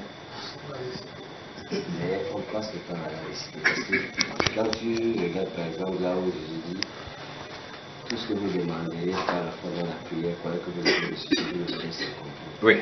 Bon, il y a des gens qui demandent, mais ça ne s'accomplit pas. Et qui se convainc même, qui croient. Qui croient. Dans ce cas, c'est que si les 2 conditions sont réunies, on demande et qu'on croit, enfin, croit entre guillemets. Et si ça n'est bien passé, c'est juste quelqu'un est menteur. On est d'accord. Si ça n'arrive pas, alors il y a un problème. En réalité, ça suppose qu'on croit qu'on croit. C'est ça le vrai problème. C'est même dans 1 Jean où il dit que nous avons cette assurance au pied de lui que si nous demandons quelque chose dans sa volonté, Il nous écoute. il nous écoute. Et si nous savons qu'il nous écoute, nous possédons la chose, quelle qu'elle soit. Comme on n'a pas possédé cette fois-ci, on a trouvé une deuxième façon. Que c'est en récitant comme ça là que ça va sortir. Que récite par la foi. Arrache ta voiture par la foi, ton futur par la foi. Parce que la bouche, vous savez quoi? La bouche et la mort et la bouche sont au pouvoir de la langue. Tu déclares la mort, tu auras. J'aimerais que vous entrez voir la personne de la foi dans la Bible, Job. Voyez ce qu'il a déclaré par rapport à sa naissance. Voyez ce qu'il a déclaré. Seulement. Et voyez si ce qu'il a déclaré est en conformité à ce qui est arrivé plus tard. Parce que quand Dieu veut agir, ta déclaration ne fait absolument rien. Vous savez, n'est-ce pas? Que non, s'il parle maladie, la maladie va venir. C'est pas ça. Dorcas a-t-elle parlé de maladie pour que ça vienne? Dorcas là, a-t-elle parlé de maladie? Trophime a-t-elle parlé de maladie? L'apôtre Timothée a-t-il fait quelque chose pour que le mal de ventre arrête? Le mal de ventre là, il a parlé de cela. L'apôtre Paul, il a mal parlé pour qu'un ange de Satan nous souffre chaque fois dans la chair. Il a parlé, non, la volonté de Dieu. Alors vous allez voir, dans les gens vont mettre des trucs, je crois et je confesse que Jésus-Christ est mon Seigneur, qu'il est venu afin que j'ai la vie en abondance. Je possède cette vie en abondance, dans mon mari, la vie en abondance. Ma vie ne sera plus d'échec. Vous entendez ces choses? La psychologie. En faisant comme ça, on va avoir dans l'abondance. On ne confesse pas pour que la foi vienne. On ne confesse pas. On ne fabrique pas la foi. La foi n'est pas la somme des confessions, des paroles de la foi. La foi, c'est pas ça. C'est-à-dire, je vais dans la Bible, je réitère toutes les promesses de Dieu. Je récite, ça fait naître la foi.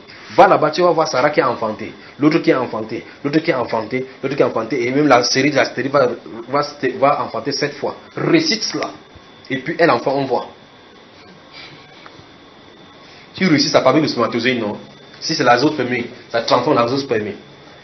Toutes ces personnes-là, le simple bon sens de jeter coup d'œil dans leur vie, vous devez savoir que Dieu recherchait quelque chose dans leur vie. Quelque chose Dieu recherchait. Et ces choses, Dieu a fini par le faire. Alors la question c'est, en regardant ces choses-là, tu dis savoir, c'est effectivement que l'enseignement qui devait en sortir, c'est que si je suis dans stérile, Dieu cherche quelque chose. Ta part maintenant, c'est une écriture. C'est une écriture. Regardez la façon que Dieu travaille avec les gens. Dieu n'a pas travaillé avec 2 personnes dans la Bible de la même façon. Vous avez remarqué? Vous avez remarqué ça, frère? Il n'a pas travaillé avec 2 personnes de la même façon, même s'ils ont les mêmes maladies, mais les mêmes choses. Pourquoi? Pourquoi? Sarah a eu combien d'enfants? Sarah a eu combien d'enfants? Regardez la mère de Samuel. Après Samuel, il a eu des enfants, pas vrai? Pourquoi il a fait comme ça? Donc Dieu, derrière chaque but, cherche quelque chose. Le problème maintenant, c'est qu'on ne comprend pas ça. C'est les prédicateurs qui ont mélangé ces choses-là.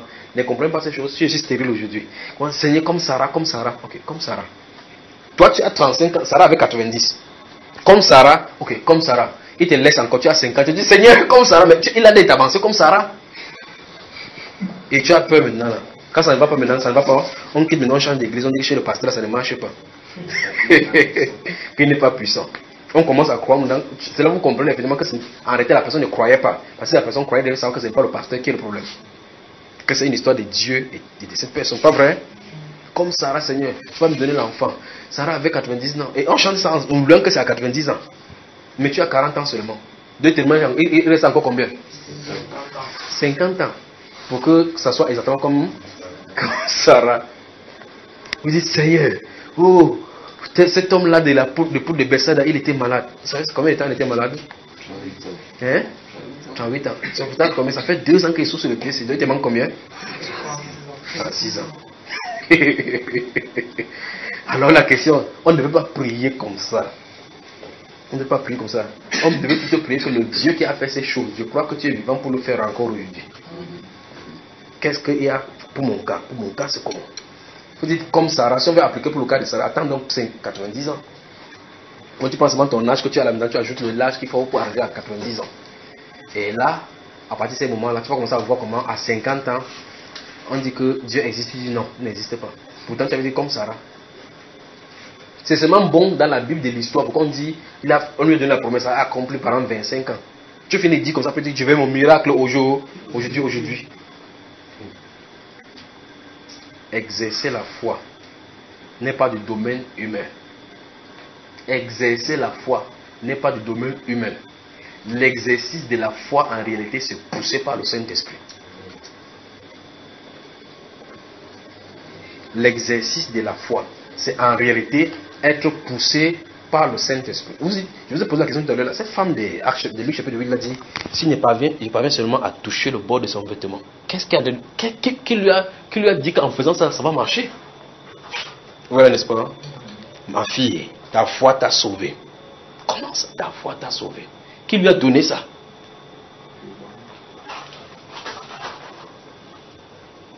Seigneur, c'est pour ça que je n'aime pas juger dire que tu viens chez moi, parce que chez moi, j'ai aussi un homme d'autorité. Quand il dit que l'un va, l'un vient. Même en Israël, il n'a pas trouvé une telle foi. Comme il n'a pas trouvé une telle foi, quel style de foi? Qu'est-ce que la foi est une ferme assurée, une démonstration qu'on espère. Il dit qu'il n'a pas trouvé ça en Israël. Le style de foi, c'est quel style de foi ici? Je vous dis, allez méditer dans la Bible. Allez lire ce que Jésus est en train de dire. Allez lire ce qui s'est passé. Lisez ce que Jésus est en train de dire. C'est style de foi. Même cette pareille de foi, je n'ai pas trouvé ça en Israël. Je n'ai pas trouvé ça en Israël. Le style de foi, si. Il n'a pas trouvé ça en Israël. Vous entendez ça, frère? Quel genre de foi? Moi, il dit à quelqu'un qu'il va, il va. Non, c'est pour ça que je ne suis pas trouvé digne que tu viens chez moi. Dis seulement un seul mot et cela. Qui lui a dit ça, frère? Que s'il dit seulement quelque chose, là, pendant qu'il est à la maison, ça va s'accomplir là-bas. Même en Israël, il n'a pas vu cette foi. Seigneur, ma fille est tourmentée par un démon. Mais Seigneur, écrit derrière nous. Il n'a été envoyé qu'au brebis perdu à la maison d'Israël. Il n'est pas bon de prendre le pain des chiens et de donner des enfants et de nos chiens. Mais Seigneur, même les chiens mangent les miettes qui tombent de la table. Les chiens mangent les miettes qui tombent de la table. Ta foi va, les chiens mangent. Qui lui a donné cette parole-là à cet instant pour que ce soit une parole de foi? Qu'y a-t-il de foi dans cette parole? Qu'est-ce que tu appelles donc foi dans cette parole? Oui, mais c'est vrai que s'il y a le chien à la maison, tu manges, ça tombe en bas, le chien ramasse ce qui est là-bas. Mais qu'est-ce qui est tombé de ce qu'on a donné de manger? Qu'est-ce qui est tombé? Qu'est-ce qu'Israël a laissé tomber pour qu'il puisse manger cela? Et pour qu'il quitte le cadre de sa mission qu'il a été envoyé au brebis perdu de la maison d'Israël, sous réserve que vous avez compris cela, on en a parlé. Pour qu'elle puisse ramasser et manger. Comment elle sait que c'est tombé de la table? Comment elle a fait pour ramasser cela? Ah, la foi. Exercer la foi. Donc exercer la foi en réalité c'est poussé par le Saint-Esprit. Vous comprenez ça, frère? Ok. Quand on est poussé par le Saint-Esprit, on ne va pas comme ça. On a même été poussé. C'est pas ça poussé par le Saint-Esprit. Souvenez-vous de Siméon, de Luc chapitre 2. On dit qu'il est conduit par le Saint-Esprit, il vient au temple. Alors on a de présenter l'enfant. Il entre comme ça, il passe. Quelque chose s'est passé. Une fois de plus encore, quelque chose s'est passé. Il vient comme ça. Il y a les enfants là, il prend, il dit celui-ci. Il reçoit l'enfant. Il dit, Seigneur, tu laisses ton serviteur aller en paix. C'est ça, n'est-ce pas? Alors il dit que toi, femme là, une épée va traverser ton âme. Afin que les pensées soient dévoilées. Qu'est-ce qui se passe? Quelque chose s'est passé.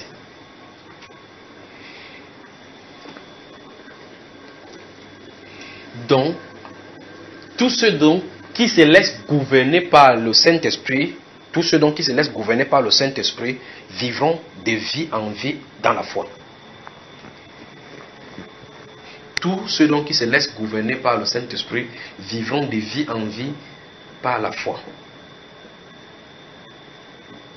Vous me suivez, n'est-ce pas? C'est pour cela que vous n'allez pas voir quelqu'un qui... Cet homme des paralytiques de Actes chapitre 3, les apôtres ne sont pas allés rester quelque part en disant que nous prions pour tous les paralytiques, nous prions pour ceci. Si nous marchons, Seigneur Dieu de gloire, donne à ce qu'on fait cette chose aux paralytiques. À l'instant où il s'est trouvé là-bas, comme il est dans l'esprit et que l'esprit est en lui, si l'esprit veut faire quelque chose maintenant, il peut faire ça au travers de lui. L'apôtre Pierre, avec cet instant-là, n'a pas commencé à voir n'importe qui maintenant que ce que j'ai été donné, reçois ta guérison. Ce que j'ai été donné, reçois ta part. Ce que j'ai été donné, reçois ta part. Vous l'avez vu, n'est-ce pas? Alors il faut qu'on admette que Dieu peut venir à un moment donné. Il reçoit et donne quelque chose à quelqu'un, va sans faire pour autant pour toi. Pourtant tu as les mêmes besoins. Et qu'on lui dise, Seigneur, nous te sommes infiniment reconnaissants du fait que tu as visité mon frère, du fait que tu as visité ma soeur en étant sincère dans l'amour, pas en étant jaloux. Comme cet homme-là, cette femme que Seigneur Jésus-Christ a commencé à guérir. On dit qu'il y a 6 jours dans la semaine. Et vous faites guérir ces jours-là. Donc quelqu'un est guéri là, délivré de ses infirmités. On dit que non, il fallait qu'on guérisse au 6e jour. Qu'est-ce qu'il y a qui venait guérir ces hanches? Qu'est-ce qu'il y a dans le cœur de ces personnes, frère? Est-ce qu'il y a la compassion? Donc souvenez-vous de ceci. Il faut que nous admettons que Dieu puisse venir au milieu de l'assemblée maintenant, faire une grâce à quelqu'un. Alors que tu penses dans ton cœur que tu mérites une grâce plus particulière, que tu as plus besoin, et qu'il le fasse pour quelqu'un d'autre. Et quitte sans te faire grâce à toi par rapport à tes désirs. Et que, regardant l'autre frère ou bien l'autre soeur que le Seigneur a visité, nous disons, Seigneur, nous te rendons grâce pour te refaire dans la vie de telle soeur, dans la vie de tel frère. Nous pouvons le faire. En fait, nous avons besoin de le faire parce qu'il faut qu'on le connaisse. Il faut qu'on connaisse ses façons d'agir. Souvenez-vous de cet homme-là, lui, passant au milieu des gens, alors que les gens sont là. La Bible déclare dans Jean chapitre 5 que des malades étaient là-bas en multitude, en grand nombre. Il passe trouver quelqu'un là-bas, il dit qu'il le guérit, il passe encore au milieu de la foule, il part. En tout temps, chacun de vouloir sauter pour entrer dans l'eau. C'est ça, frère? Chacun de vouloir sauter pour entrer dans l'eau. Ils exercent leur foi là-bas. Qu'est-ce que Dieu fait? Pour ceux qui veulent rester du domaine de la chair, il leur donne les possibilités d'étendre leurs mains de la chair pour pouvoir toucher ce qu'ils veulent toucher. Mais pour ceux qui sont dans l'esprit, il les conduit selon sa volonté. Comme il le veut, quand il le veut, il les utilise comme il veut. Exercer la foi, c'est se laisser guider par le Saint-Esprit. Conduit par le Saint-Esprit. En fait, ceux qui sont conduits par le Saint-Esprit vivent la vie de foi automatiquement, instantanément, à tout moment. Et souvenez-vous, la vie de foi n'est pas tout juste, écoutez très attentivement, la vie de foi n'est pas tout juste l'exercice de ces miracles-là. Il peut prendre tous les événements de la Bible et vous montre comment c'est la vie de foi. La vie de foi, c'est compter sur Dieu heure après heure, jour après jour pour chacune des choses, même pour la respiration. Ce n'est pas seulement attendre un miracle, attendre une guérison, attendre une bénédiction de Dieu. Ce n'est pas ça. Parce qu'on croit peut-être que si je suis malade, je crois pas à la foi que je suis guéri. Non. Avant que tu ne t'en sers, tu es quitté de la maison pour ici. Ce n'est pas la foi. Donc, ce n'est pas à l'homme, lorsqu'il marche à guider, ce n'est pas la foi qu'on marche. D'accord? Finalement, vous comprenez effectivement que la foi, c'est le Seigneur Jésus. Il est notre chemin. Il est notre chemin. Vous comprenez effectivement que la foi, c'est lui. Pas que la foi conduit à lui. Vous vous souvenez bien, il mesure bien le mot. La foi, c'est lui. Le consommateur. Maintenant, que dites-vous de nom de ceci? C'est lui qui produit en nous l'eau. Pourquoi? Le verset dit quoi? Pourquoi? Le même verset là, ça finit. C'est pas fini. Selon son mot.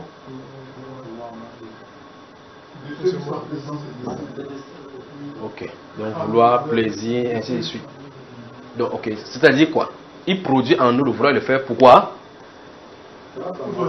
Ça veut dire que personne n'a une question à poser. Pourquoi il produit? Mais pourquoi il produit? Personne ne pose la question. En fait, si tu poses la question et alors la réponse, on voit. Dieu opérant toutes choses. D'accord, frère? Alors, comment exercer par la foi? Vous avez la réponse. Il faut que le Saint-Esprit nous conduise. Comment tu vas savoir que c'est le Saint-Esprit qui nous conduit à cet instant-ci? Il ne parlera pas que frère Michel entend. Ah, ben voici le frère Michel, tu te souviens? Voici le frère Michel en chair et en os. Frère Michel, bonjour, comment tu vas? Non, brother, ça va bien. J'ai vu la voiture là-bas en route. Je crois qu'il faut vendre ça à la casse. Non, je suis en train de compter. Compte que le mécanicien vient là, il va essayer d'arranger ça. Le frère Michel croyait que j'étais en train de lui donner les renseignements. Vous voyez? Il croyait que c'était des renseignements. Donc maintenant, avant que la voiture devienne, quand il est venu, quand on était à l'opération, je lui ai dit que frère Michel, on s'allait au niveau des portes. Il dit que voici la voiture. Frère Michel calait debout comme ça. Mais c'est la même voix. Ok, peut-être elle a dû entendre une autre voix. Vous savez, frère Michel, quand tu avais entendu la voix, c'est la même voix avec laquelle je te parlais quand nous étions. Mais tu savais que c'est quelqu'un d'autre qui parlait. Est-ce que tu savais que c'est quelqu'un d'autre qui parlait? Comment tu savais que c'est quelqu'un qui parle? Pourquoi tu t'es calé debout comme ça? Non, j'étais plutôt fier de l'entendre. C'était une joie aussi. Frère Michel, tu es où? Après, je suis allé à Cribé accompagner les enfants. Frère Michel, tu es où? À Yaoundé. Mais Dieu est à l'œuvre.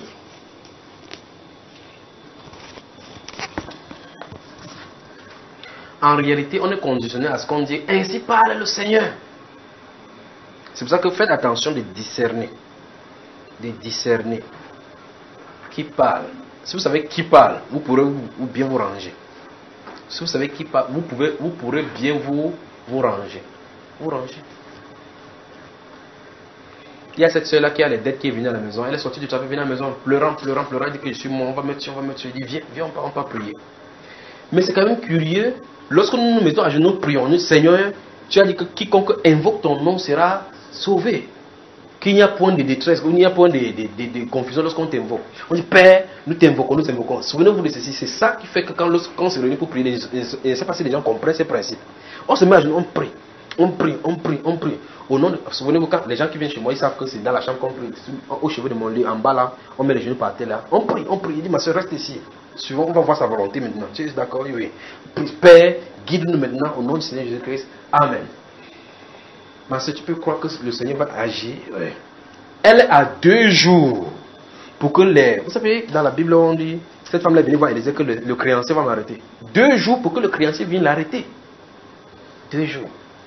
Elle connaît qu'elle est mal barrée.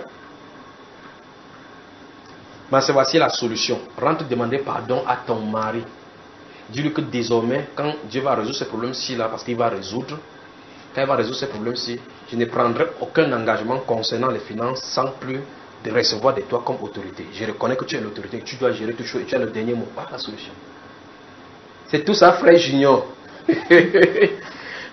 On aurait souhaité qu'il dise, Père, au nom de Jésus, je brise l'esprit de celui qui va venir l'attaquer là pour l'amener ici. J'aveugle ses yeux. Qu'il oublie qu'il va aller porter plainte. Qu'il oublie qu'il va venir demain. C'est pas comme ça. Puisque nous avons prié que Dieu donne la solution. Vous savez, la solution là. Si tu rentres à la maison, tu dis, chérie, je te demande pardon. Parce que j'ai pris des initiatives qui ne tombent qu'en prenant la place du chef. Cette tenue me comme ça là. Frère, je n'arrive pas à dormir. Va donc en paix. Parce que le Seigneur contrôle les circonstances qui sont devant. Mais fais cela avec ton mari. Vous savez, quand on fait comme ça, la personne bouge la tête, on se dit, mais comme il n'y a pas la chaleur, la chair de proue qui s'est passée, l'ampoule qui a fait boubament de ce temple, comme ça va que Dieu est là. Mais pourtant, on vient de prier que Seigneur, donne-nous la direction. Mais je ne comprends pas cela. Donne-nous la direction. Il doit donner la direction. Donne-nous la direction. Il doit donner. Alors le lendemain, elle va au travail. Subitement, elle est dans le bureau en train de penser comme ça là. Un commissaire de police entre. Il rend service. Mais je te vois un peu. Ta mine. Vous savez, quand le roi pose la question à Néhémie, ta mine, ce n'est pas souvent comme ça. Il dit, quel est le problème? C'est que j'ai le problème avec un créancier là. Il va me porter plainte et ça va perdre mon travail. Donne-moi son numéro, viens l'appeler. Il ne doit plus faire cela. Qui a mis le commissaire de police là-bas? Qui a fait ça, frère? Après, le commissaire l'appelle. Ah, vous savez, après il m'appelle, frère Junior. Dieu est merveilleux. C'est quoi? Un commissaire de police est venu lui poser le problème. Il a dit que non, il laisse l'affaire, il va gérer cela. Après subitement, le garçon, le créancier l'appelle. Il dit que non, désormais tu veux payer quand tu auras. Il dit, qui a fait ça? Qui a fait ça? Suis-je allé dans la bouche de celui-là pour pousser le commissaire de police de venir à cet instant-là?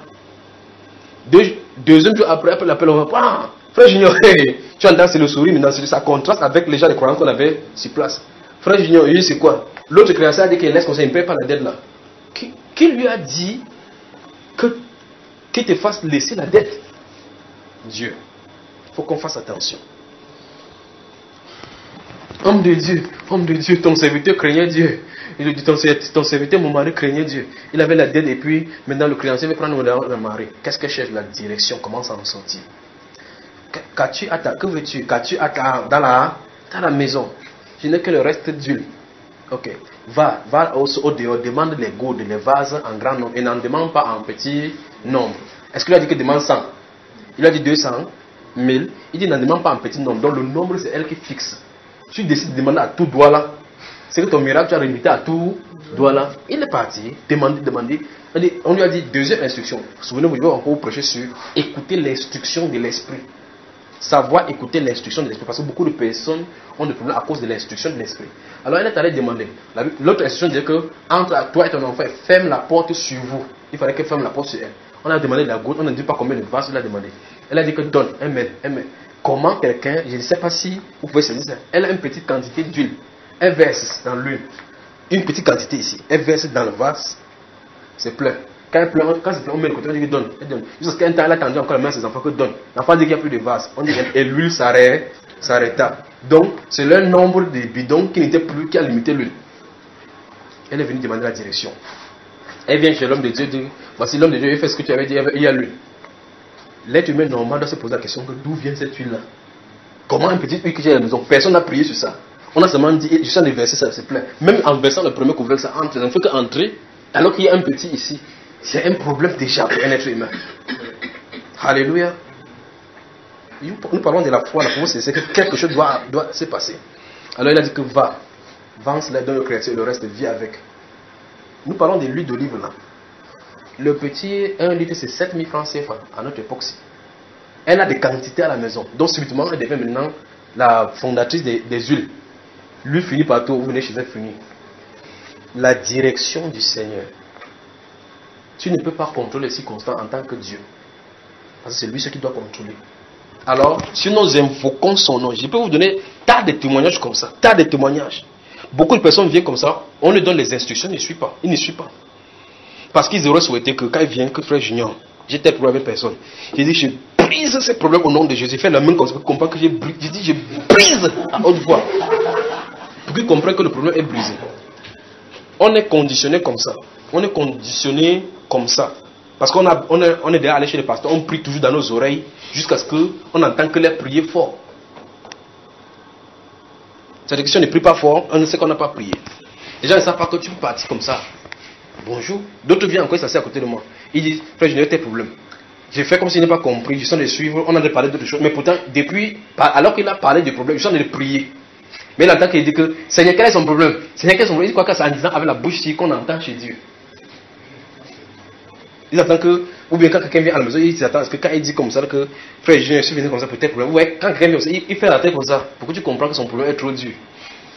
Quand quelqu'un fait comme ça, il ne tourne même pas pour le regarder parce que c'est pas. Jésus n'a pas dit que déchargez-vous sur Junior de tous vos soucis. C'est sur lui que vous devez vous le décharger. Alors quand tu t'assois là-bas, je suis en train de faire autre chose et je fais tout et tout pour faire autre chose. Tout et tout pour faire autre chose. Tout et tout pour faire autre chose. Et c'est pour ça que vous voyez, quelqu'un vient, je fais tes choses. Il croit que Junior est en train de faire autre chose. Je suis en plein là-dedans. En plein dedans. D'autres viennent comme ça, il est en train de causer. Pendant qu'ils sont en train de faire autre chose, il arrête la conversation. Il ne sait pas quand il arrête la conversation, il me déconcentre. Il arrête moi aussi, il arrête ce qu'ils sont en train de faire. Il parle. Il commence à parler, je continue pas ici. Il dit que non, je veux que tu sois concentré.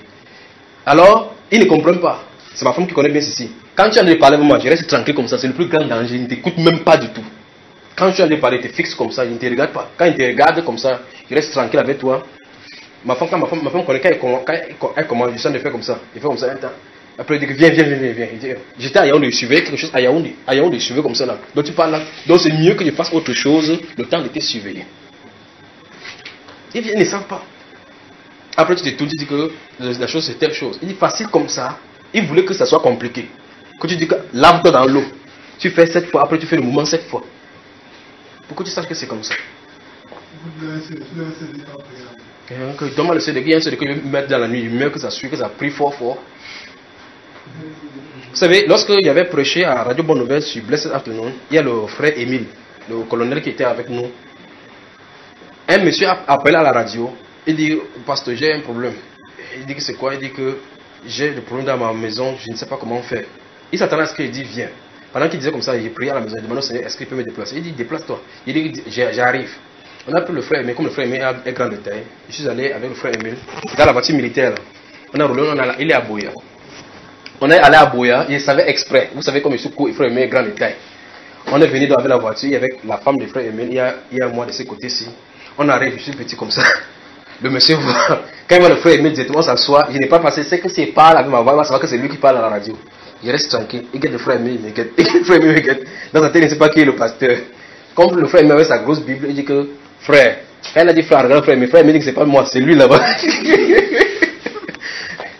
Vous savez, on a déjà les pensées des pasteurs ici. Des pasteurs que les pasteurs doivent être grands de taille, bien colosses ici. On s'est assis dans sa maison. Ah, vous entendez le Saint-Esprit. On s'est assis dans sa maison. Il venait de rentrer dans leur église avec un de ses apôtres. Il était assis là. On est assis dans son salon. Il dit qu'il est surpris d'abord du fait qu'on soit venu. On s'assoit là-bas. On a de causer. Il dit causons. Il dit quel est le problème. Il s'en est parlé. Il ne savait pas que je connaissais exactement quelle était la situation de la maison. Il dit qu'ils ont fait des nuits de prière à la maison fatigués. C'est à son atelier, comment il a eu un bon poste de travail, il s'est dit que c'est à sa maison.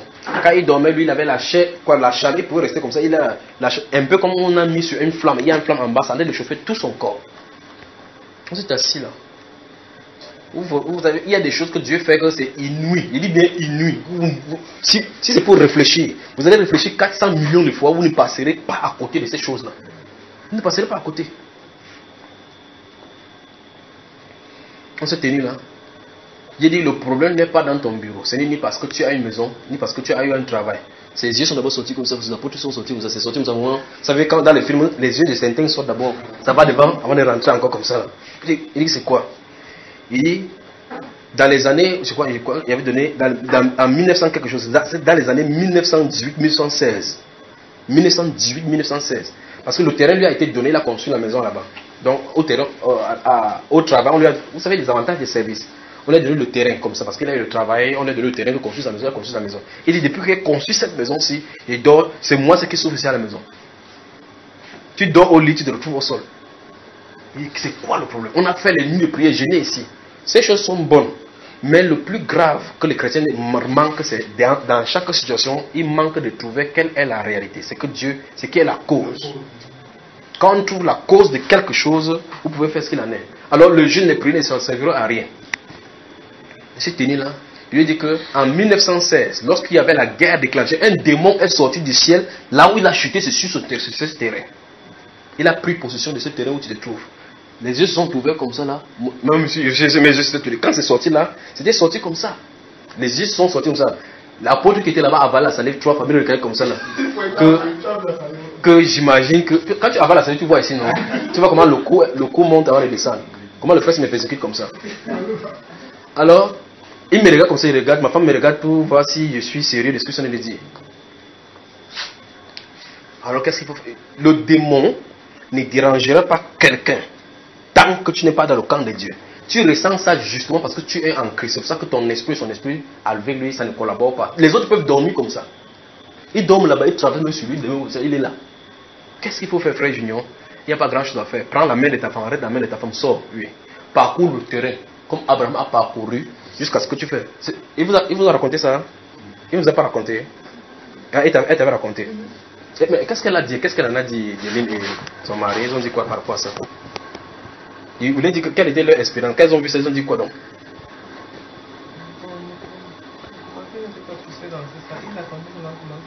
Comment ça se passait là-bas? Prends la main de ton épouse, parcours la maison, en disant désormais cette maison nous appartient au nom de Jésus. Parcours tout simplement, fais le tour. Après fais le tour. Après elle fait le tour, venez s'asseoir au salon. Il dit que ça va maintenant, nous pouvons rentrer ce doigt là. Il dit c'est tout. C'est tout, il fallait d'abord savoir qu'il fallait faire ça. C'est exactement ce que Naaman le Syrien a fait. J'ai parcouru tout Damas pour me plonger seulement dans l'eau. Il n'y avait-il pas l'eau à Damas? Ok. Il n'y avait-il pas le prédicateur pour venir seulement de faire les tours? Il fallait d'abord savoir qu'il fallait faire les tours. Après une semaine, on rentrait des frères. Comment tu vois? Il dit que frère, il ne ressent plus la chaleur dans la maison. Qu'est-ce qui a chassé cette chaleur? Qu'est-ce qu'il a fait? Frère, comment tu vois? Non, il n'y a plus de problème. Il n'y a plus de guerre. Il n'y a plus de problème. Pourquoi? Parce que le Saint-Esprit a parlé quel est le vrai problème. Il a donné clairement comment faire pour résoudre le problème. Vous voyez? Vous voyez ce qu'il en est, n'est-ce pas? La direction du Seigneur, quand il parle. Mais l'homme cherche toujours des choses compliquées. C'est pour ça que vous voyez, les gens aiment les marabouts. Parce que quand tu pars chez le marabout, on dit tu mets ça sous le lit, l'autre tu enterres à la maison. Quand il y a beaucoup de choses, vous allez savoir que non, c'est sûr que c'est sûr. Mais on ne veut pas la parole. Mais regardez cet homme-ci. Dis seulement un mot. Ne viens pas dans ma maison. C'est pour ça qu'il ne peut pas tenu que tu viens parce qu'il y a les autorités. Il dit, ça se passe. Il dit, ça se passe. Toi, dis seulement un mot. Waouh! La foi. Dis seulement un mot. Et cette soeur, la femme du colonel, elle-même, elle a fait une prière. C'est pour ça que ça m'étonne seulement. Quand elle était à l'Opon. Il dit que s'il dit que je travaille, que moi-même j'ai prié, je ne me souviens pas quel était son langage. Un de ces gens priait pour une fille qui était venue, cette fille qui avait l'esprit des démons. Ah, la fille était là, loin de ce côté-là, elle était assise dans un coin. Je suis allé vers elle, me tenir là, vers elle. J'ai tiré, la fille est venue, qui se manifestait, elle est venue vers elle. Il dit, tu as dit, tu veux travailler? Non, travaille, prie maintenant. Elle est étonnée du fait qu'elle ait prié à la maison en disant que si celui-ci, je me dis que j'ai prié, c'est que je suis un serviteur. Donc c'est cette base qu'on doit jauger les serviteurs de Dieu, que s'il vient à l'assemblée, il dit que j'ai prié pour quelqu'un, c'est qu'il est un vrai serviteur. Ok, maintenant. Ah, quel genre de prière on fait là maintenant, de toute façon. Donc, suivez attentivement ceci. La vie de foi, c'est la vie de l'esprit. La vie de foi, c'est la vie de l'esprit. Ce n'est pas parce que le Saint-Esprit ne résout pas ton problème qu'il ne te connaît pas ou qu'il ne connaît pas la situation. Le vrai problème, c'est que quelle est sa parole là derrière, quel est son but derrière cette situation. C'est la grande question qu'il faut répondre dans chaque situation. Vous suivez, vous comprenez, n'est-ce pas? Vous comprenez, mes frères et sœurs? Et comment frère Jean ne prie pas pour qu'on donne le visa? Il faut qu'on prie pour qu'on donne le visa, il faut qu'on prie pour qu'on voit, pour le voyage. Il ne fait pas de telles choses comme ça. Ce n'est pas l'ordonnance du Saint-Esprit. D'accord? Quand il veut faire, il le fait de façon librement. Je vous ai raconté l'histoire de ces garçons qui étaient venus. C'est un de mes amis. Et Dieu ne fait pas surtout pour que les gens viennent en Christ. Non, c'est pas comme ça là. Parce que les gens disent que non, comme tu as dit ton visa, non, viens en Christ. C'est pas, on ne vient pas à Christ en pied. On ne vient pas à Christ à pied. On ne vient pas comme ça. Il est venu me voir. Je suis en train de lire la Bible, il regarde comme ça, il dit que je vais déposer mon visa. Vous savez, pour aller à Londres ou en Angleterre, l'ambassade c'est quoi? C'est au Ghana. Je ne sais pas si on a changé. Alors il vient me voir, il dit que je vais voyager, pardon, prie pour moi. Prie pour moi. Il y a ce qu'on appelle le bavardage. Donc on peut bavarder pour vous satisfaire. Mais si vous aimez Dieu, que vous dites que quelqu'un prie, il ne veut pas prier, sachez que le fait qu'il ne veut pas prier, il a prié. Parce qu'il est dans la volonté de Dieu. Être dans la volonté de Dieu, c'est faire ce que Dieu veut en cet instant-là. Vous dites, prie pour moi. Et que Dieu ne veut pas que je prie. S'il prend cette position-là, alors ça veut dire que Dieu est au contrôle par rapport à cette situation-là. Vous comprenez? Mais les gens ont cette maladie qu'il faut que je mette la main. Tu pries que, oh Dieu, vois comment elle a fait. Un jour, il m'a donné l'argent. Tu parles. Et ça change quoi? Il est venu cette nuit-là, il a dit qu'on va voyager. J'ai mis la main sur le dossier, bam, il dit approuvé. Il dit que c'est approuvé. Tu vas voyager. Ok. Dis donc comme ça, tu peux tromper l'ambassadeur, tu peux dire à l'ambassadeur de mettre le visa, de dire approuvé, qu'il voyage.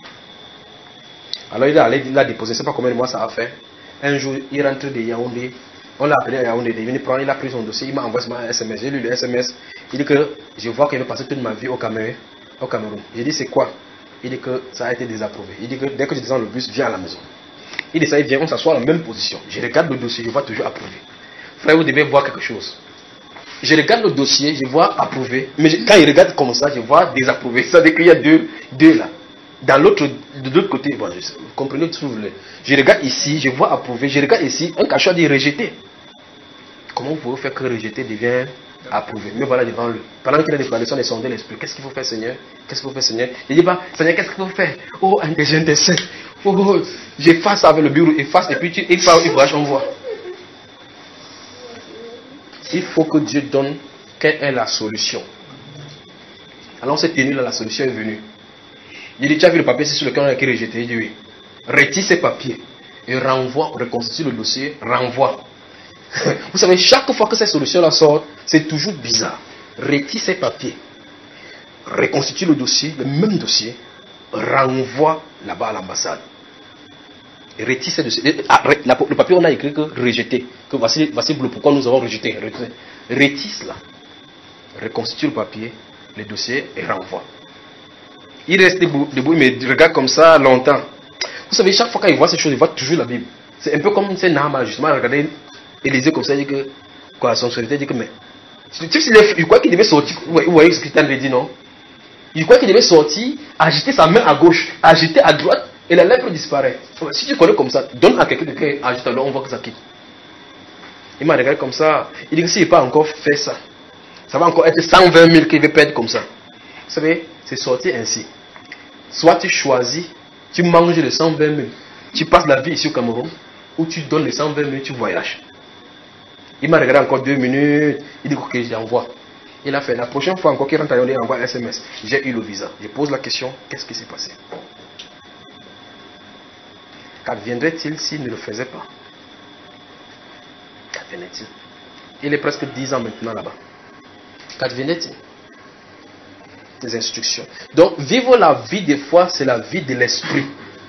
C'est la vie de l'esprit, c'est marcher conduit par le Saint-Esprit. Et nous le faisons chaque jour. Que vous le voulez ou pas, vous le manifestez chaque jour. Vous manifestez la foi sans vous en rendre compte. Le vrai problème, le vrai quoi, c'est vient au niveau des... Là où vous voulez voir les grands miracles, on ne peut même pas manifester la foi. Parce que là, on veut fabriquer notre croyance. On veut essayer de croire. Que je crois. Même si on fait n'importe comment avec Dieu là, je ne peux pas. Jésus, c'est jusqu'à la gare. Attends, il n'y a pas une épreuve qui va te montrer si c'est jusqu'à la gare ou pas. C'est l'épreuve qui va te dire si oui ou non tu vas arriver jusqu'à la gare.